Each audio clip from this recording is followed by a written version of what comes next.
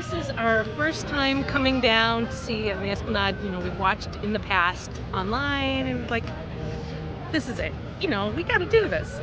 My friend decided that we could do the stars and the streamers like this. It was just like, it was the right thing. And of course, most of the places are sold out of decorations at this point.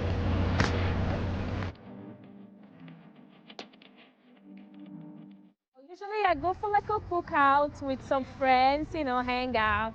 But this year I wanted something different. And especially the band has been like the most like talk about in town.